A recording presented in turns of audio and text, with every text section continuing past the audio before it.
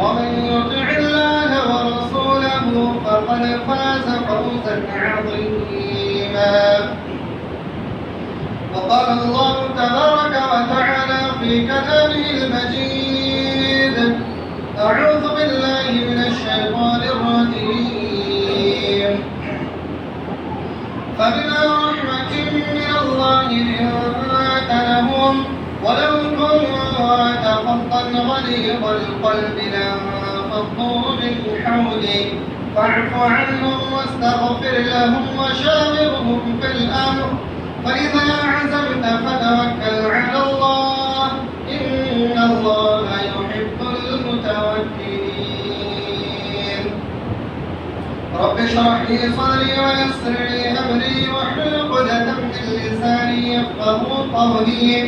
ربي زدني علما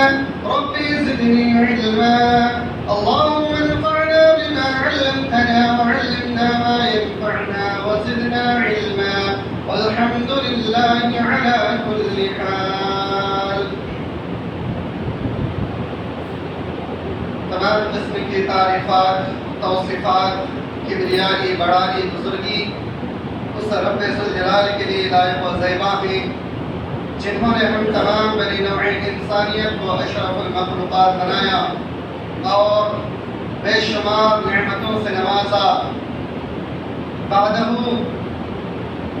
لاکھوں کروڑوں درود و سلام ہو تمام انبیاء علیہ السلام پر، خصوصاً آخری نبی تاجدار مدنی جناب محمد اکرم صلی اللہ علیہ وسلم پر. اللهم صل على محمد وعلى آل محمد كما صليت على إبراهيم وعلى آل إبراهيم إنك حميد مجيد. اللهم بارك على محمد وعلى آل محمد كما باركت على إبراهيم وعلى آل إبراهيم إنك حميد مجيد. محترم سامعین کرام،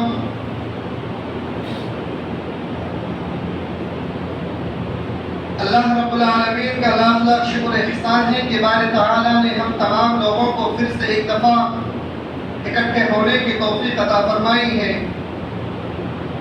اللہ رب العالمین سے دعا کرتے ہیں کہ الہ العالمین ہم تمام لوگوں کی اس بیٹھک کو، اس مجمع کو قبول فرمائے اور ہماری اس عبادت کو قبول فرمائے. آمین.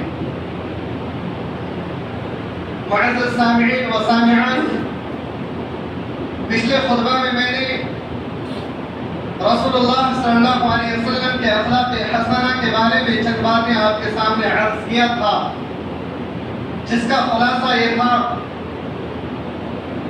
کہ اللہ کے رسول صلی اللہ علیہ وسلم کو جب کبھی بھی کسی بھی طرح سے تکلیفیں ایذائیں پہنچائی جاتی تھی تو اللہ رب العالمین اپنے پیارے حبیب جناب محمد اکرم صلی اللہ علیہ وسلم کو صبر کی تلقین فرماتے اور پیارے نبی علیہ السلام کے صحابہ کرام کو بھی صبر کرنے کی تلقین فرماتے اور اچھے اخلاق حسنہ کو پیش کرنے، اپنے زبان کو بہتر سے بہتر بنا کر کے دوسروں کے سامنے اچھے انداز میں تکلم کرنے، اپنے دل میں کوئی بھی بغض، کینہ، کپٹ نہ ہو، اس طریقے سے صاف شفاف رکھنے کی تلقین فرمائے. انشاءاللہ آج کے خطبے میں بھی رسول اللہ صلی اللہ علیہ وسلم کے اخلاق حسنہ اور ہمارے اور آپ کے اخلاق حسنہ کو توازن کریں گے کہ ہم اور آپ پیارے نبی علیہ السلام کے امتی ہونے کے ساتھ ساتھ کیا ہمارا اخلاق آپ کے ساتھ ملتا جلتا ہے یا پھر آپ سے برعکس ہے. قرآن حکیم میں اللہ رب العالمین نے ارشاد فرمایا: فَبِمَا رَحْمَةٍ مِّنَ اللَّهِ لِنتَ لَهُمْ وَلَوْ كُنتَ فَظًّا غَلِيظَ الْقَلْبِ لَانفَضُّوا مِنْ حَوْلِكَ فَاعْفُ عَنْهُمْ وَاسْتَغْفِرْ لَهُمْ وَشَاوِرْهُمْ فِي الْأَمْرِ فَإِذَا عَزَمْتَ فَتَوَكَّلْ عَلَى اللَّهِ إِنَّ اللَّهَ يُحِبُّ الْمُتَوَكِّلِينَ. اپنے پیارے نبی جناب محمد اکرم صلی اللہ علیہ وسلم سے ارشاد فرمایا: اے نبی، آپ اللہ کی رحمت سے آپ آپ کی زبان سخت نہیں ہے، آپ کے دل بہت زیادہ نرم ہے۔ اگر آپ کا دل بہت زیادہ سخت ہوتا تو یہ لوگ آپ کے ساتھ نہ ہوتے، آپ سے چھڑ جاتے۔ آپ کے صحابہ کرام کا بھی دل بہت زیادہ نرم ہے، اس لیے ان کی بھی بات مانی جاتی ہے۔ فرمایا کہ جو لوگ آپ کو کسی بھی طریقے سے تکلیفیں دیتے ہیں، آپ انہیں درگزر فرمائیں، اور آپ ان کے لیے جو انہوں نے خطائیں کی، گناہ کی، آپ ان کے بارے میں اللہ رب العالمین سے استغفار کریں، اور ان لوگوں سے مشورے طلب کیا کریں کام کے معاملے میں۔ اگر آپ کام کے معاملے میں ان سے مشورہ طلب کریں گے تو ان کا بھی دل مطمئن ہوگا کہ ہماری بھی بات مانی جاتی ہے اور ہماری بھی بات رکھی جاتی ہے۔ آگے فرمایا فَإِذَا عَزَمْتَ فَتَوَكَّلْ عَلَى اللَّهِ، جب آپ کا پختہ ارادہ ہو جائے تو اللہ پر بھروسہ کرے۔ إِنَّ اللَّهَ يُحِبُّ الْمُتَوَكِّلِينَ، کیونکہ اللہ رب العالمین توکل کرنے والوں سے محبت فرماتا ہے۔ پیارے نبی علیہ السلام کو قرآن حکیم میں خلق عظیم کہہ کر کے پکارا۔ آپ صلی اللہ علیہ وسلم کا اخلاق حسنہ اتنا بہتر تھا کہ آپ صلی اللہ علیہ وسلم کے اخلاق کے بارے میں فرمایا کہ یہ پورا کا پورا کلام آپ صلی اللہ علیہ وسلم کا اخلاق ہے۔ سورہ قلم کے اندر اللہ رب العالمین نے فرمایا اِنَّكَ لَعَلَىٰ خُلُقٍ عَظِيمٍ، بے شک آپ خلق عظیم پر فائز ہیں، آپ کا اخلاق خلق عظیم پر فائز ہے، آپ کا اتنا بہترین اخلاق ہے۔ سیدہ عائشہ رضی اللہ تعالی عنہا سے حضرت سعد بن ہشام رضی اللہ تعالی عنہ سوال کرتے ہیں، اما عائشہ آپ بتلائیں کہ قرآن حکیم میں اِنَّكَ لَعَلَىٰ خُلُقٍ عَظِيمٍ کہہ کر کے آپ صلی اللہ علیہ وسلم کو کیا کہنا چاہتے ہیں؟ اما عائشہ رضی اللہ تعالی عنہ کہتی ہیں أَلَسْتَ تَقْرَأُ الْقُرْآنَ، کیا آپ قرآن کو نہیں پڑھتے؟ حضرت سعد بن ہشام فرماتے ہیں کہ ہاں میں قرآن کی تلاوت کرتا ہوں۔ اما عائشہ رضی اللہ تعالی عنہ فرماتی ہے فَإِنَّ خلق نبی اللہ صلی اللہ علیہ وسلم کان القرآن، یہ پورا کا پورا قرآن نبی کریم صلی اللہ علیہ وسلم کا اخلاق حسنہ ہی تو ہے۔ سبحان اللہ، قرآن کریم کو اللہ رب العالمین نے اپنے پیارے حبیب جناب محمد اکرم صلی اللہ علیہ وسلم کا اخلاق حسنہ قرار دیا۔ اگر آپ علم کی ناحیت سے اگر آپ دیکھیں تو یہ قرآن ایک بہترین نمونہ ہے، اور اگر آپ صلی اللہ علیہ وسلم کو انسانی شکل میں دیکھیں تو سب سے بہترین اخلاق کا پیکر، سب سے بہترین شخصیت پیارے نبی حضرت محمد صلی اللہ علیہ وسلم ہے۔ حضرت ابو ہریرہ رضی اللہ تعالی عنہ بیان فرماتے ہیں کہ اللہ کے رسول صلی اللہ علیہ وسلم نے ارشاد فرمایا کہ میں اخلاق حسنہ کے اتمام تک پہنچانے کے لیے میں بھیجا گیا ہوں۔ یعنی آپ صلی اللہ علیہ وسلم کو اللہ رب العالمین نے اس کائنات کے اندر اس لیے بھیجا تاکہ آپ اپنے اخلاق حسنہ کو دوسروں کے سامنے پیش کریں۔ معاشرے میں جو لوگ ہیں وہ بڑے ہی سخت قسم کے لوگ تھے، وہ نرم مزاج لوگ نہیں تھے، لیکن اللہ کے رسول صلی اللہ علیہ وسلم کو ایک بہترین نمونہ، ایک بہترین آئیڈیل بنا کر کے اللہ رب العالمین نے بھیجا تھا۔ آپ اپنے اخلاق حسنہ سے دوسروں کا دل جیتا کرتے تھے، سختی سے کبھی بھی کسی انسان سے کوئی بات نہیں کرتے، آپ جب بات کرتے تو باتوں میں نرمی ہوتی تھی۔ اب جب کسی کے ساتھ کسی معاملے میں پیش آتے تو اچھائی کے ساتھ پیش آتے، اس میں دھوکہ دھڑی نہیں ہوتا۔ آپ صلی اللہ علیہ وسلم کے اخلاق حسنہ کے بارے میں صحابہ کرام نے ایک ایک پوائنٹ کے بارے میں نقل کی ہے جو ہمارے اور آپ کی طرح سے آپ صلی اللہ علیہ وسلم کا اٹھنا بیٹھنا چلنا پھرنا تھا، لیکن آپ صلی اللہ علیہ وسلم کے اخلاق حسنہ کے بارے میں صحابہ کرام فرماتے ہیں کہ جب آپ صلی اللہ علیہ وسلم لوگوں سے بات کرتے تو اتنا نرم مزاجی کے ساتھ بات کرتے کہ سننے کے بعد بار بار سننے کو دل کرتا تھا۔ آپ صلی اللہ علیہ وسلم جب کوئی بات لوگوں کو کہتے تو ٹھہر ٹھہر کر ایک ایک الفاظ کو واضح کر کے کہا کرتے تھے۔ آپ صلی اللہ علیہ وسلم جب کسی کی طرف متوجہ ہوتے تو پورا کا پورا متوجہ ہوتے۔ ہم اور آپ جب کسی کی طرف متوجہ ہوتے ہیں تو ہمارا چہرہ ان کی طرف پورا پورا مائل نہیں ہوتا، ہم اپنی نظروں کی کنکھیوں سے کونے سے ہم ان کی طرف دیکھتے ہیں، بلکہ آپ صلی اللہ علیہ وسلم کو جب کوئی صحابہ کرام دائیں سے پکارتے تو پورا مکمل گھوم کر کے دیکھتے، صرف چہرہ کو نہیں پورے جسم کو گھما کر کے دیکھتے، جب بائیں سے پکارتے تو پورا مکمل گھوم کر کے دیکھتے، ایسا نہیں کہ سر اٹھایا دیکھ لیا پھر نظروں کو پھیر لیا، ایسا آپ کا اخلاق نہیں تھا۔ آپ پورا پورا متوجہ ہو کر کے سنتے تھے اور پوری پوری باتوں کو واضح کر کے آپ صلی اللہ علیہ وسلم سنا کرتے تھے۔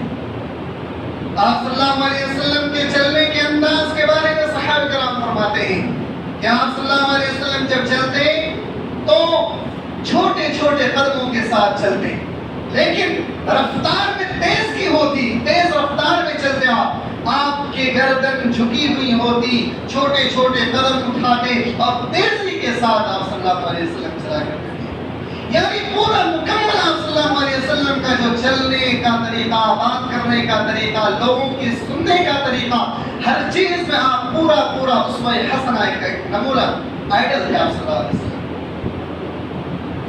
آپ صلی اللہ علیہ وسلم سے جب کوئی بدتمیزی کرتے، بد اخلاقی کرتے تو آپ صلی اللہ علیہ وسلم کا اخلاق حسنہ آپ دیکھیں۔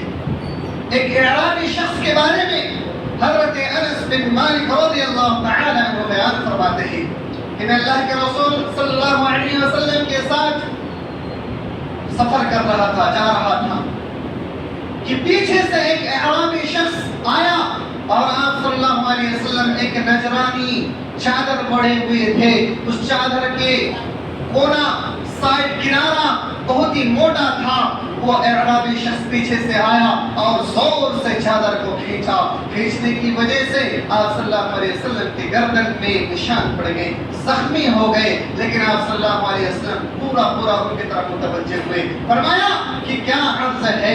اس اعرابی نے فرمایا اے اللہ کے رسول صلی اللہ علیہ وسلم، یا محمد مر لی، آپ میرے لیے حکم فرما دے اس چیز کے بارے میں جو مال آپ کے پاس اللہ رب العالمین کا ہے، اس مال کے بارے میں آپ میرے لیے حکم فرما دیں کہ وہ مال مجھے بھی مل جائے۔ آپ صلی اللہ علیہ وسلم ہنس پڑے، مسکرا کر کے صحابہ کرام سے فرمایا اسے بھی تم دے دو۔ یہ آپ صلی اللہ علیہ وسلم کا اخلاق تھا، گردن میں زخمی ہو گئے لیکن آپ نے اسے نہ ڈانٹ پھٹکار کی نہ برا بلا کے۔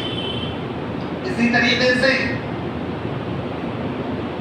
اللہ کے رسول صلی اللہ علیہ وسلم کہ اخلاق حسنہ یہ تھا کہ آپ صلی اللہ علیہ وسلم جب کسی کے ساتھ تجارت کا معاملہ کرتے تو پورا پورا مکمل طریقے سے کرتے۔ ایک دیہاتی شخص سے آپ صلی اللہ علیہ وسلم نے تجارت کیا، آپ صلی اللہ علیہ وسلم مول بھاؤ مکمل کر لی، پھر آپ نے اس شخص سے کہا کہ تم میرے ساتھ چلو تاکہ اس کا معاوضہ میں تمہیں دے دوں۔ آپ صلی اللہ علیہ وسلم چلتے ہوئے تھوڑی تیزی سے آگے بڑھ گئے، پیچھے پیچھے وہ گھوڑے لے کر کے آ رہا تھا کہ اتنے میں چند لوگوں کو لگا کہ یہ شخص گھوڑا بیچنے کی غرض سے جا رہا ہے۔ لوگوں کو یہ بات سمجھ میں نہیں آئی کہ اس گھوڑے کو آپ صلی اللہ علیہ وسلم خرید چکے ہیں، لہذا اس شخص کے ساتھ مول بھاؤ کرنے لگا۔ اس اعرابی نے کہا یا محمد، اگر آپ کو اس گھوڑے کو مجھ سے خریدنا ہے تو آپ خرید لیں، ورنہ میں اسے کسی اور کے ساتھ فروخت کر دوں گا، اسے اور سے تجارت کر دوں گا۔ آپ صلی اللہ علیہ وسلم نے فرمایا یہ تمہاری کیسی بات ہے؟ اس گھوڑے کو تو میں نے تم سے خرید لیا ہے۔ لیکن اس اعرابی نے کہا کہ اللہ کی قسم آپ نے اس گھوڑے کو مجھ سے نہیں خریدا؟ آپ صلی اللہ علیہ وسلم نے کہا نہیں، میں نے تم سے اس گھوڑے کو خرید لیا۔ پھر اس نے بار بار انکار کرتا رہا، حتیٰ کہ اس اعرابی شخص نے کہا اگر آپ سچے ہیں تو آپ اپنے گواہ پیش کیجیے۔ آپ صلی اللہ علیہ وسلم کی صداقت کے عالم کو دیکھیں، آپ صلی اللہ علیہ وسلم بار بار اصرار کر رہے تھے۔ اتنے میں ایک صحابی حضرت خزیمہ بن ثابت رضی اللہ تعالی عنہ آتے ہیں اور کہتے ہیں میں گواہی دیتا ہوں کہ اللہ کے رسول صلی اللہ علیہ وسلم نے اس گھوڑے کو تم سے خرید لیا۔ پھر آپ صلی اللہ علیہ وسلم اس گھوڑے والے شخص سے یہ نہیں کہتا دیکھو میرا گواہ یہاں پہ موجود ہے، ایسا نہیں فرماتے، بلکہ یہ کہتا ہے خزیمہ ذرا یہ بتاؤ کہ اس گھوڑے کو میں نے خریدا ہے، اس بات کی تصدیق تم کیسے کر رہے ہو؟ اپنے صحابی سے پوچھ رہے ہیں اے خزیمہ ذرا یہ تو بتاؤ کہ اس گھوڑے کو ہم نے اس سے خرید لیا، اس بات کی تم نے تصدیق کیسے کی؟ خزیمہ کہتے ہیں اللہ کے رسول صلی اللہ علیہ وسلم آپ کی تصدیق ہی کی وجہ سے میں تصدیق کر رہا ہوں۔ سبحان اللہ، یعنی صحابہ کرام کا ایمان اتنا پختہ تھا، صحابہ کرام اتنا زیادہ محبت کرتے تھے آپ صلی اللہ علیہ وسلم سے کہ آپ جو بھی زبان سے کہتے وہ ساری کی سارے باتوں کو آمنا و صدقنا کی طرح ماننے کو تیار ہو جاتے۔ پھر آپ صلی اللہ علیہ وسلم نے خزیمہ کی گواہی کو دو لوگوں کی گواہی قرار دے کر کے اس گھوڑے کو خرید لیا۔ یہ آپ صلی اللہ علیہ وسلم کا اسوہ حسنہ تھا۔ آپ کو معلوم ہوگا کہ آپ صلی اللہ علیہ وسلم سے محبت کی نشانی صحابہ کرام کتنا بہترین محبت کیا کرتے تھے، صحابہ کرام کا بھی اخلاق کتنا بہتر تھا۔ جس کے استاد کا اخلاق اتنا اعلیٰ بلند کے قائم ہو اس کے شاگرد کتنے بہترین ہوں گے۔ ذرا جنگ احد کا ایک واقعہ ہے، آپ اس واقعہ کو سن کر کے اپنے ایمان کے بارے میں ذرا غور کیجئے کہ ہماری محبت کیسی ہے، ہمارا ایمان کیسی ہے، کہ اللہ کے رسول صلی اللہ علیہ وسلم کے جو شاگرد تھے ان کا ایمان کیسا تھا۔ ایک صحابی رسول پتلے دبلے تھے، اس صحابی کا نام حضرت زیاد رضی اللہ تعالی عنہ۔ جنگ احد کا موقع ہے، دشمن چاروں طرف سے تیر برسا رہے ہیں۔ دشمنوں کے دل میں یہ بات آ گئی کہ مسلمانوں کو ہرانا، مسلمانوں سے جنگ کو فتح حاصل کرنا اس وقت تک ممکن نہیں ہے جب تک کہ محمد صلی اللہ علیہ وسلم کا خاتمہ نہ کر دیا جائے۔ لہذا مسلمانوں سے جنگ لڑنے کے بجائے آپ صلی اللہ علیہ وسلم کے اوپر تیر برسائے جائے، تلواریں چلائی جائیں، بھالا پھینکا جائے، کسی طریقے سے آپ صلی اللہ علیہ وسلم کا خاتمہ کر دیا جائے، مسلمان اپنے آپ سست پڑ جائیں گے اور ہماری جیت ہو جائے گی۔ آپ صلی اللہ علیہ وسلم اپنے خیمے سے باہر نکلتے ہیں اور صحابہ کرام سے عرض کرتے ہیں اے میرے صحابیوں، آج میں تم میں سے کون ہے وہ شخص جسے میں اپنی تلوار کو سونپ دوں؟ پتلے دبلے صحابی حضرت زیاد رضی اللہ تعالی عنہ کھڑے ہوتے ہیں، اے اللہ کے رسول میں آپ کی تلوار کو سنبھالنے کو تیار ہوں۔ آپ صلی اللہ علیہ وسلم دیکھتے ہیں پتلے دبلے شخص ہے، کہا بیٹھ جاؤ۔ پھر دوبارہ اعلان کیا، پھر وہی زیاد کھڑے ہوئے، پھر آپ نے کہا بیٹھ جاؤ، پھر آپ نے اعلان کیا، پھر وہی کھڑے ہوئے، حتیٰ کہ 3-4 مرتبہ حضرت زیاد بھی کھڑے ہوئے۔ پھر آپ صلی اللہ علیہ وسلم نے فرمایا اے زیاد کیا تم وعدہ کرتے ہو کہ کیا جب تک تمہاری حیات باقی رہے گی، جب تک تمہاری زندگی رہے گی، تب تک تم میری حفاظت کرو گے، تب تک تم میرے خیمے سے اپنے قدم کو ہرگز نہ ہٹاؤ گے؟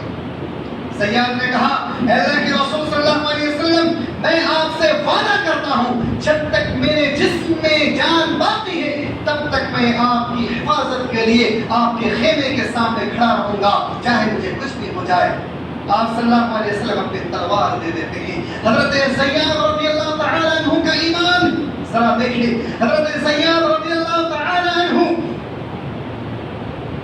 دشمنوں کے وار کو برداشت کر رہے ہیں، تیر چل رہی ہیں، تلواریں چل رہے ہیں، بھالا پھینکے جا رہے ہیں، ایک نہیں، دو نہیں، چار نہیں، پورے 72 زخم لگتے ہیں۔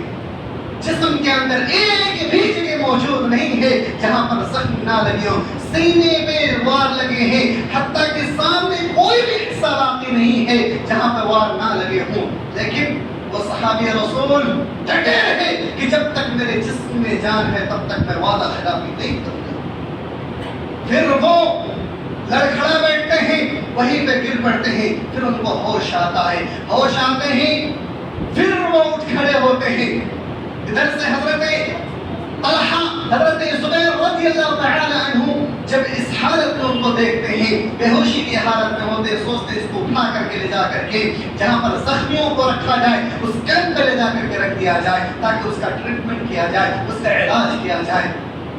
لے جاتے ہوئے راستے میں حضرت زیاد کی آنکھ کھل جاتی ہے، کہتے ہیں اے طلحہ زبیر آپ مجھے کہاں لے کے جا رہے ہو؟ میں نے اللہ کے رسول صلی اللہ علیہ وسلم سے وعدہ کیا ہے، میں اپنے وعدہ کی مخالفت ہرگز نہیں کر سکتا۔ حضرت زیاد بار بار اصرار کرتے ہیں آپ مجھے آپ صلی اللہ علیہ وسلم کے خیمے کے پاس لے کے جائیں، جب تک میرے جسم میں روح ہے، جب تک میرے جسم میں جان ہے، تب تک میں وہاں سے ہرگز اپنا قدم کو نہ ہٹاؤں۔ پھر دوبارہ آپ صلی اللہ علیہ وسلم کے دروازے پہ آ کر کے ٹیک لگا کر کے کھڑے ہو جاتے، پھر تیر برسائے جاتے ہیں، تلواریں چلائے جاتے ہیں، پورے بدن میں زخم لگتے ہیں پورے جسم کے اندر۔ اس کے بعد اپنے زبان سے اس کی آواز نکالتے ہیں، پھر آپ صلی اللہ علیہ وسلم دوڑے بھاگے آتے، دیکھتے اپنے صحابی کو کہ پورا بے ہوشی کی حالت میں ہے لیکن اپنا وعدہ کی مخالفت نہیں کر رہے۔ اس صحابی کا ایمان دیکھیے، آپ صلی اللہ علیہ وسلم فوراً اسے اپنے گود میں اٹھاتے ہیں، اپنے خیمے کے اندر لے جاتے ہیں، خود زمین میں ننگی زمین میں بیٹھ جاتے ہیں اور اپنے گود میں حضرت زیاد کو اپنے صحابی کو لے کر کے آنکھوں میں ہاتھ کو پھیرتے ہیں۔ آپ صلی اللہ علیہ وسلم کی آنکھوں میں آنسو آ جاتا ہے، جب آنکھوں سے آنسو نکلتا ہے، آنسو کے ایک قطرہ اس کے چہرے پر ٹپکتا ہے، حضرت زیاد کو پھر سے ہوش آ جاتا ہے۔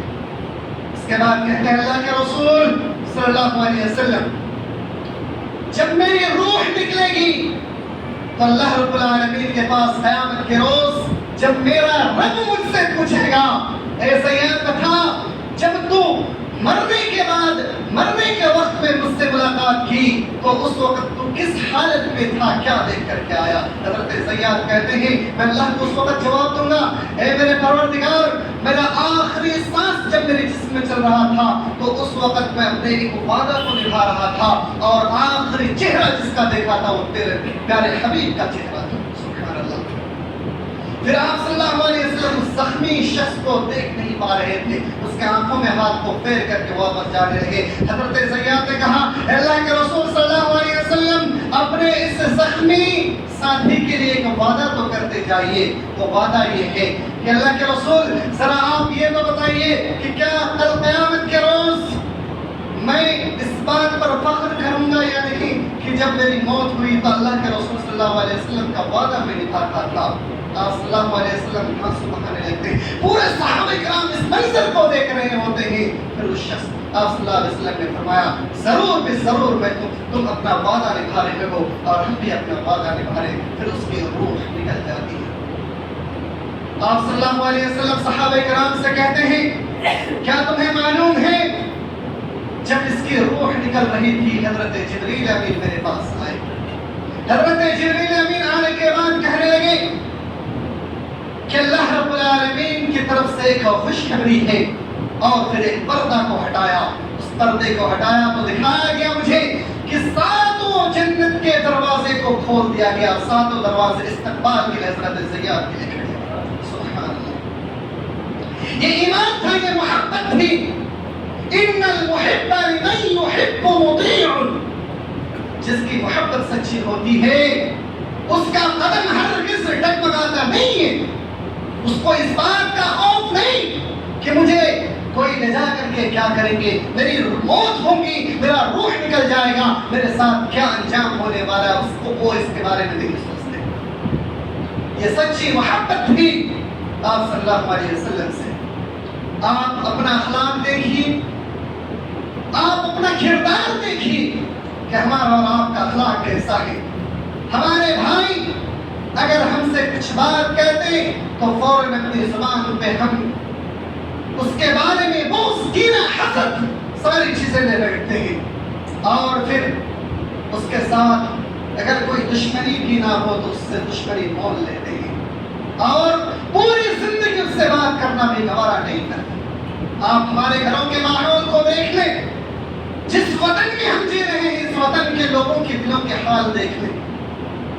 ہمارے گھروں کی بیویاں اگر ذرا سی بات ان سے کہہ دی جائے ان کے اخلاق کو بہتر کرنے کے لیے تو وہ فوراً آپ سے چڑھ کر کے بات کرتی تھی اور پھر آپ کو برا بھلا کہنا شروع کر دیتی تھی۔ آپ ہمارے گھروں کے ماحول کو دیکھیں، آپ اپنے بچوں کے سامنے اپنی بیویوں کو بھی ڈانٹنا شروع کر دیتے ہیں، آپ اپنے بچوں کے سامنے جھگڑے کرنا شروع کر دیتے ہیں۔ یہ اخلاق حسنہ آپ کا نہیں ہو سکتا۔ آپ اپنے بچوں کے سامنے کبھی بھی کسی دوسرے شخص سے بھی بدتمیزی کے ساتھ پیش نہ آئے۔ آپ اپنے بچوں کے سامنے، اپنی بیویوں کے سامنے ایک بہترین آئیڈیل نمونہ بن کر کے اپنے آپ کو پیش کیجیے۔